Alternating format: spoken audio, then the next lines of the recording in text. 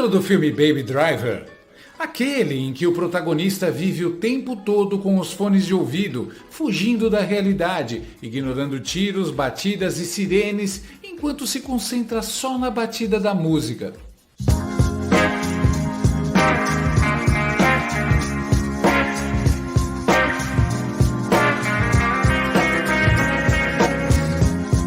Pois é, o Baby usava o som para se desligar do caos.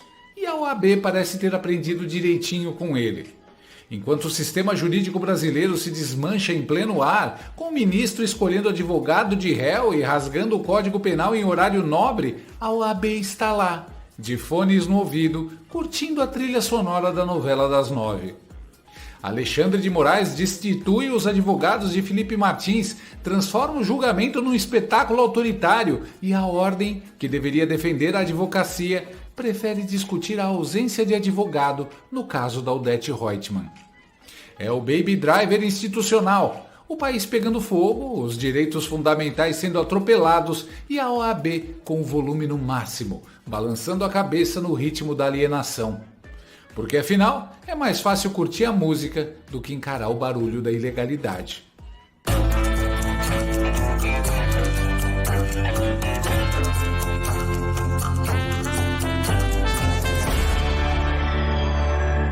Como se não bastasse acordar cedo, trabalhar, pagar as contas, a gente ainda tem que carregar o Brasil nas costas para pagar a mamata dos petistas.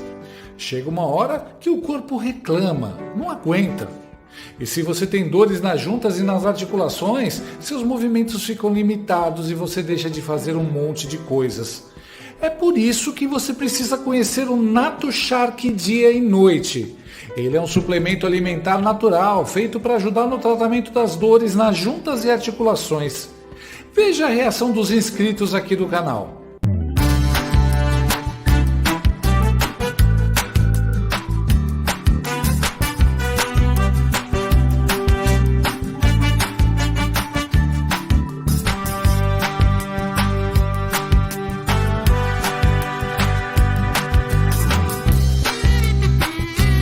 Nato Shark contribui e auxilia no alívio das dores durante o dia e ajuda na recuperação das cartilagens e ossos durante a noite.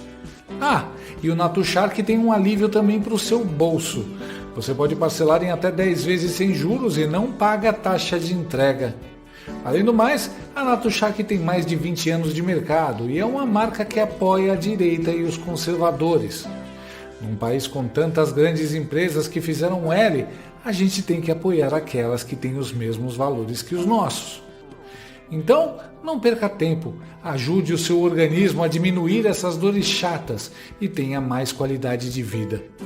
Ligue para o número que aparece na tela ou acesse o link na descrição desse vídeo e peça o seu Nato Shark dia e noite, agora mesmo.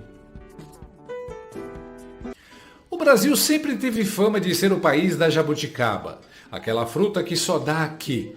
Mas o nosso sistema jurídico conseguiu criar algo ainda mais raro, o xandocaba, uma aberração institucional que só existe aqui, cultivada com toga, vaidade e abuso de poder. E o episódio mais recente desse manicômio jurídico foi digno de internar todo mundo em ala especial do Pinel. Alexandre Uglandi decidiu destituir os advogados de defesa de 2 réus. Sim, o juiz mandou embora os advogados escolhidos pelos réus. E quem ele colocou no lugar? A Defensoria Pública da União. Ou seja, agora é o próprio Estado que vai defender os réus perseguidos pelo Estado. Que gracinha! Os advogados Eduardo Kuntz e Jeffrey Chicchini defendiam, respectivamente, Marcelo Câmara e Felipe Martins, 2 ex-assessores do governo Bolsonaro, alvos do tal núcleo 2 da suposta trama golpista imaginária. Mas, segundo o ministro, eles teriam abusado do poder de defesa. Eu repito para você saborear devagar: abusado do poder de defesa. No Brasil de Chandelle, se você se defende demais, você é punido. É o primeiro país do mundo onde a autodefesa é considerado um crime. O argumento do ministro é que os advogados não apresentaram as alegações finais dentro do prazo e fizeram manobras procrastinatórias.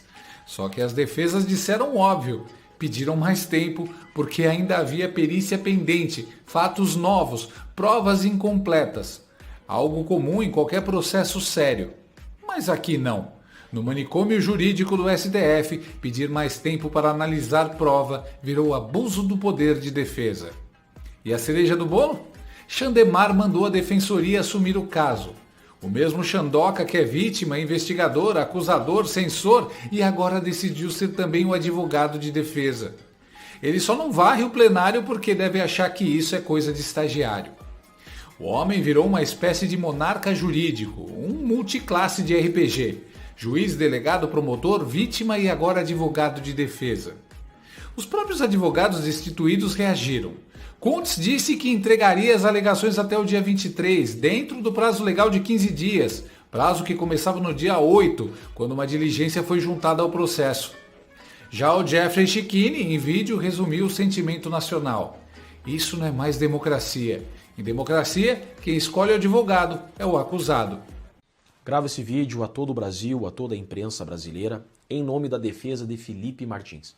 Eu estou no meio de um tribunal do júri, estou de beca ainda, porque advogado sou, e recebo agora a notícia de que o ministro relator da farsa da trama golpista, Alexandre de Moraes, me destituiu da defesa de Felipe Martins.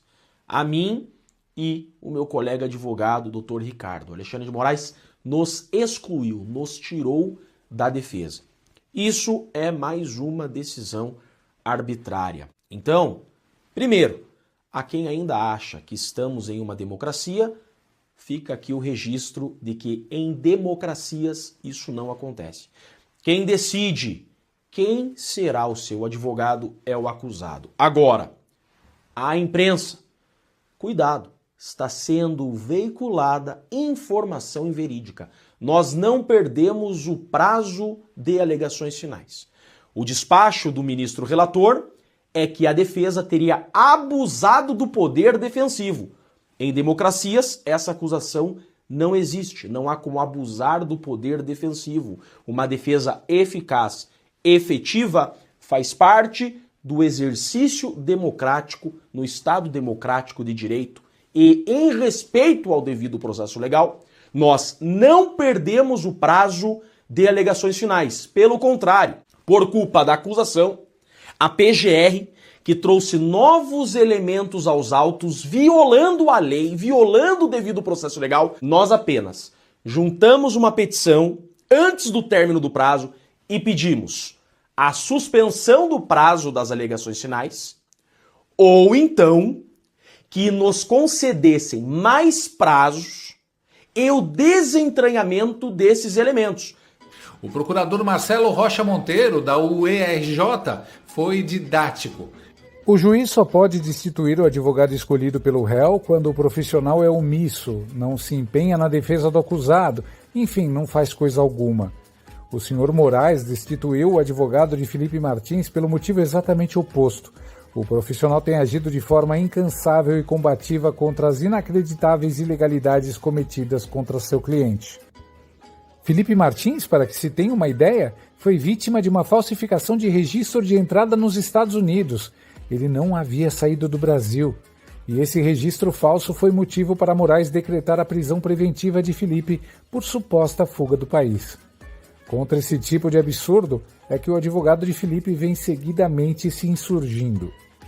Pois o que fez o senhor Moraes? Chamou a atuação combativa do advogado de abuso do direito de defesa e simplesmente destituiu o profissional contra a vontade do réu. Mas a ilegalidade não para aí. Moraes não deu ao réu Felipe Martins o direito, previsto em lei, de escolher um novo advogado. Simplesmente nomeou a Defensoria Pública para prosseguir na defesa. A lei ainda vale alguma coisa nesse país? Mas parece que o problema é justamente esse. Eles estavam atuando demais. No manicômio jurídico brasileiro, defesa combativa é sinal de insubordinação. E o pior, Chanderleia nem sequer deu a oportunidade de o réu escolher outro advogado. Simplesmente nomeou a defensoria. Como se dissesse: deixa que eu resolvo! Você é só o réu! Cala a boca! O réu agora é figurante no próprio julgamento. A juíza exilada Ludmila Lins Grilo, que conhece de perto o que é ser perseguida por pensar diferente, lembrou o óbvio. O Código de Processo Penal só permite o juiz nomear defensor em hipóteses excepcionalíssimas, e nenhuma delas se aplica aqui. Ou seja, Chandler Clayson inventou mais uma regra, um novo tipo penal, crime de se defender. O advogado André Marcília também explicou: destituir advogado só cabe em caso de abandono comprovado. Não houve abandono, nem perda real de prazo, apenas um pedido de dilação, fundamentado em fatos novos. E mesmo que houvesse atraso, o juiz deveria primeiro intimar o réu para indicar outro advogado. Só se o réu ficasse inerte é que caberia chamar a defensoria. Mas não, Chandler Clayson foi direto ao ponto. Ignorou o réu, calou a defesa e nomeou um defensor estatal. É quase poético, se não fosse trágico. E o próprio Felipe Martins, o réu, escreveu uma carta de próprio punho rejeitando a defensoria e reafirmando seus advogados. Um gesto simbólico e corajoso. Um cidadão dizendo: eu quero meu advogado, eu tenho esse direito. E o juiz, fingindo ser o dono da Constituição, simplesmente arrancando esse direito da mão dele. A Carta de Felipe é um documento histórico, porque mostra que, hoje, no Brasil, o réu político não pode mais nem escolher quem o defende. Moraes virou o primeiro magistrado do mundo a acumular todos os papéis do processo. Ele é o roteirista, o diretor, o ator principal e, se deixar, o cara que segura o microfone no making off. O Supremo virou um one-man show. E o mais assustador é o silêncio cúmplice. A OAB, que deveria ser a guardiã das prerrogativas da advocacia, está em transe coletivo. Nenhuma nota, nenhuma indignação, nada. Estão todos ocupados comentando as novelas da Globo. Literalmente. Enquanto o STF destitui advogados de réus políticos, a OAB está preocupada com o fato de que os suspeitos de matar Odete Roitman não têm advogado na cena do julgamento. Prioridades, né? Todo mundo indo depois sem advogado em vale tudo. Na vida real, isso não valeria. A advocacia é indispensável para garantir direitos. Esse é o retrato perfeito do manicômio jurídico. Um ministro destitui defensores porque se defender virou manobra.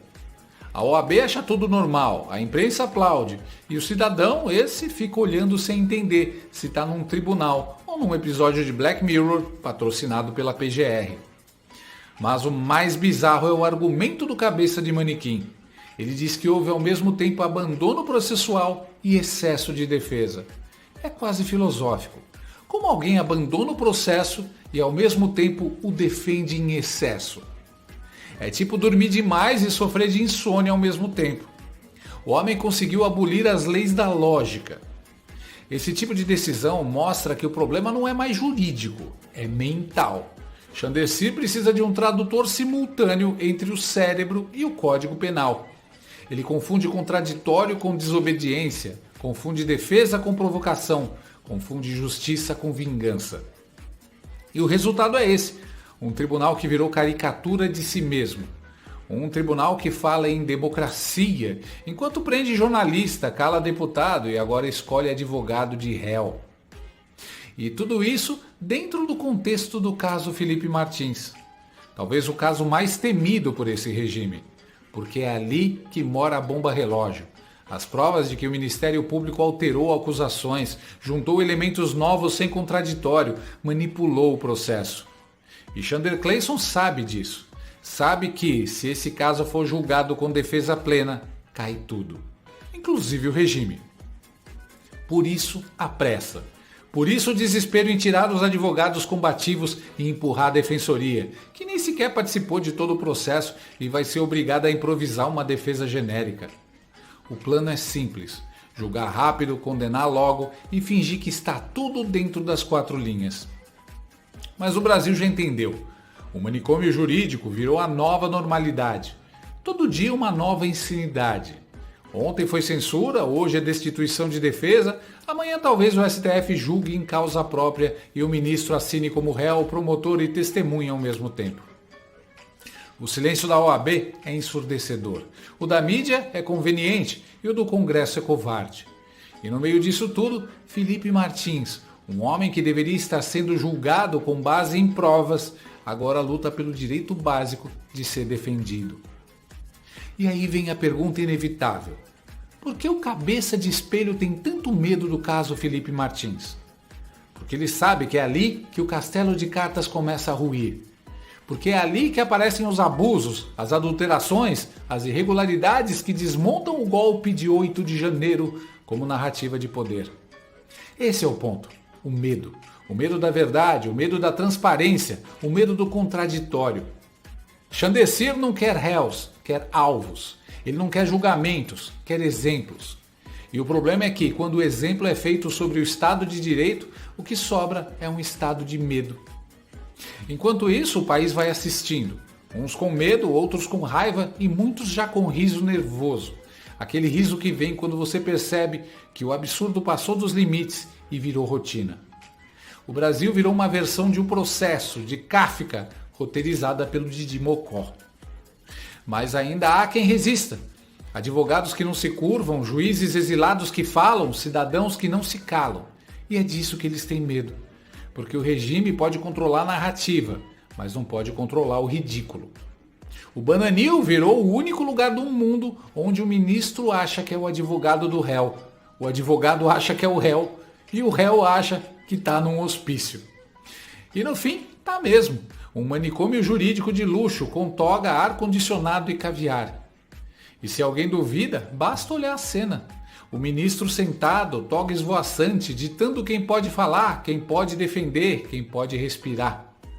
O Supremo se transformou num palco e Xandirene é o ator principal de uma peça chamada O Juiz, o Réu e o Espelho. Porque no fim é só ele mesmo em cena.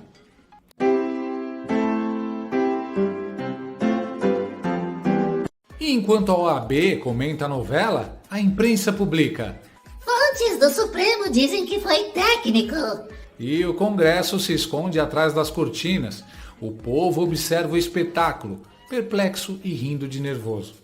Porque quando a justiça vira piada, o riso é o último refúgio da sanidade. No Brasil, a OAB virou o baby driver de Beca. O STF atropela a Constituição, o povo grita e ela só aumenta o volume da novela das 9 para não ouvir o barulho da própria vergonha. Então, a partir de hoje, quem for pego comendo cuscuz vai ter que usar tornozeleira eletrônica. Gostou desse vídeo? Então inscreva-se no canal, comente, curta e compartilhe com seus amigos. Não gostou?